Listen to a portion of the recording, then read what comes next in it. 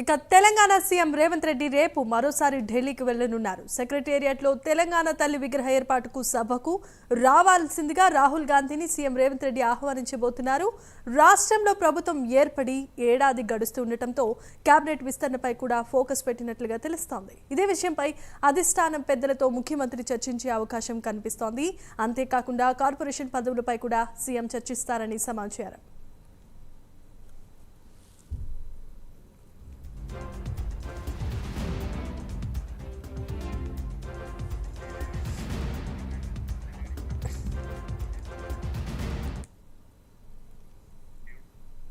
Right, ఇక Telangana CM Revanth Reddy రేపు మరోసారి ఢిల్లీకి వెళ్లబోతున్నారు. సెక్రటేరియట్లో తెలంగాణ తల్లి విగ్రహ ఏర్పాటుకు రావాల్సిందిగా రాహుల్ గాంధీని సీఎం రేవంత్ రెడ్డి ఆహ్వానించబోతున్నారు. ఇక ఇదే అంశానికి సంబంధించి మరిన్ని అప్డేట్స్ అందించడానికి మా కరెస్పాండెంట్ నాగేంద్ర లైవ్ ద్వారా సిద్ధంగా ఉన్నారు. నాగేంద్ర, చెప్పండి. Thank you Jemimah. రేపు మరొకసారి తెలంగాణ ముఖ్యమంత్రి సీఎం రేవంత్ రెడ్డి ఢిల్లీకి వెళ్ళేటటువంటి అవకాశం కనిపిస్తుంది. ఎందుకంటే ఒకవైపు తెలంగాణ రాష్ట్రంలో ప్రజాపాలన విజయోత్సవాలు జరుగుతున్నాయి. 1వ తేదీ నుంచి డిసెంబర్ 9వ తేదీ వరకు కూడా ప్రత్యేకంగా ప్రజాపాలనకు సంబంధించి విస్తృతంగా కార్యక్రమాలతో పాటు మరొకవైపు విస్తృతంగా ప్రత్యేక కార్యక్రమాలు ప్రదర్శనలు కూడా ఉండబోతున్నటువంటి నేపథ్యంలో ప్రధానంగా ఈ విజయోత్సవాలకు సంబంధించినటువంటి అంశం పైన ప్రధానంగా ఏఐసిసి పెద్దలకి వివరించడంతో పాటు అదేవిధంగా డిసెంబర్ 9వ తేదీన సెక్రటేరియట్లో తెలంగాణ తల్లి విగ్రహావిష్కరణకి ఏఐసిసి పెద్దల్ని సీఎం రేవంత్ రెడ్డి ఆహ్వానించబోతున్నారు. ఎందుకంటే డిసెంబర్ 7వ తేదీన రేవంత్ రెడ్డి ముఖ్యమంత్రిగా ప్రమాణ స్వీకారం చేసినటువంటి సమయంలో సోనియా గాంధీ, రాహుల్ గాంధీ, ప్రియాంక గాంధీతో పాటు ఖర్గే కూడా వచ్చినటువంటి నేపథ్యంలో 9వ తేదీన తెలంగాణ తల్లి విగ్రహ ఆవిష్కరణకు కూడా ఈ నలుగురు రావాలనేటటువంటి ఉద్దేశంలో ప్రభుత్వం ఉంది. ప్రస్తుతం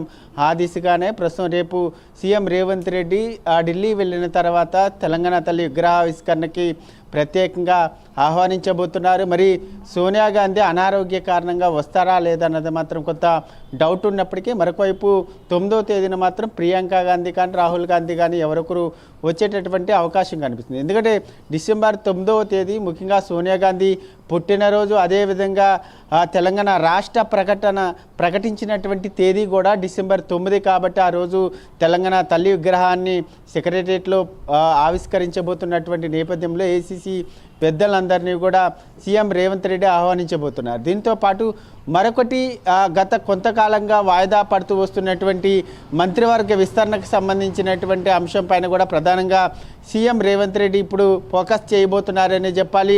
ఢిల్లీలో ముఖ్యంగా విజయోత్సవాలకు సంబంధించినటువంటి అంశంతో పాటు మంత్రివర్గ విస్తరణకు సంబంధించినటువంటి అంశం పైన ఢిల్లీ పెద్దలతో చర్చించబోతున్నారు. ఎందుకంటే మరొక 6 బెర్తల్ని మంత్రివర్గంలో ఫిలప్ చేయవలసినటువంటి ఆవశ్యకత ఉన్నటువంటి నేపథ్యంలో ఇప్పటికే దాదాపు 12 మంది పోటీ పడుతున్నటువంటి తరుణంలో ప్రస్తుతం ఆ 12 మందిలో సామాజిక సమీకరణాలను పరిగణలోకి తీసుకొని ఎవరికి మంత్రివర్గంలో చోటు కల్పించాలి, ముఖ్యంగా ఇప్పటి వరకు ఉమ్మడి జిల్లాల వారీగా ప్రాతినిధ్యం లేనటువంటి జిల్లాలకి అవకాశం కల్పించడంతో పాటు సామాజిక సమీకరణాలను పరిగణలోకి తీసుకొని ముఖ్యంగా ఈ మంత్రివర్గ విస్తరణ చేయాలనేటటువంటి ఆలోచనలు ప్రస్తుతం సీఎం ఉన్నారు. ఇప్పటికే ఆ దిశగా ఇప్పటికే అధిష్టానంతో పలుమార్లు చర్చలు కూడా జరిపినటువంటి పరిస్థితి ఉంది. కాబట్టి మరొకవైపు నిన్న మహారాష్ట్ర జార్ఖండ్ ఎన్నికల ఫలితాలు కూడా కంప్లీట్ అయినటువంటి నేపథ్యంలో మంత్రివర్గ విస్తరణ కూడా డిసెంబర్ 7th లోపు ఎప్పుడైనా సరే ప్రకటించేటటువంటి